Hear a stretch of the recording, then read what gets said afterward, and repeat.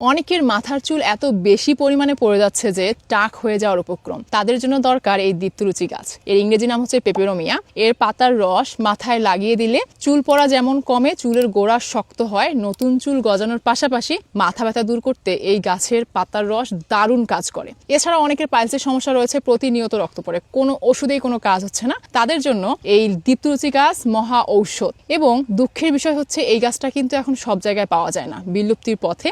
অনেক খোঁজাখুঁজির পর আমি অনেক জায়গা থেকে খুঁজে নিয়ে আসলাম আমাদের প্রজেক্টে লাগানোর জন্য, কারণ এই গাছটা আমার ভীষণ পছন্দ। এই গাছটা আমি রেখে দিব। এটা ঔষধি গুণে যেমন ভরপুর, ঠিক তেমনি এটি সবজি হিসেবেও কিন্তু খাওয়া যায়।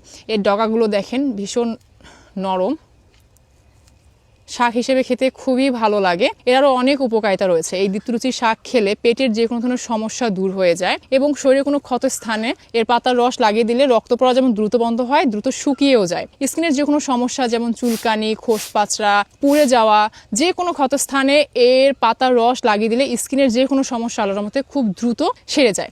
সো এই দীপ্তরুচির পাতা আপনারা বাসায় রাখতে পারেন, দু একটা গাছ। এটা কিন্তু একটা দুইটা লাগাই দিলেই অনেক হয়। এবং একটা মজার বিষয় হচ্ছে এর দেখেন ডগাগুলো কিন্তু অনেক স্বচ্ছ, যেমন নরম তেমনি স্বচ্ছ। যে কোনো কালারফুল পানিতে এর গাছের ডগা রেখে দিলে খুব দ্রুত কালারটা অ্যাবজর্ব করে নেয়। আপনি যেই কালারের পানিতে রাখবেন এই গাছটা সেই কালারটা অ্যাবজর্ব করে নেবে। এবং ছোটবেলায় কিন্তু আমরা এই গাছটা দিয়ে খেলতাম, হাঁড়ি পাতিল বা রান্নাবাড়ির কাজে ব্যবহার করতাম আমরা এই গাছটা, এবং বলতাম এটা চিংড়ি পাতা গাছ। সো আপনারা কি নামে চিনতেন জানাবেন।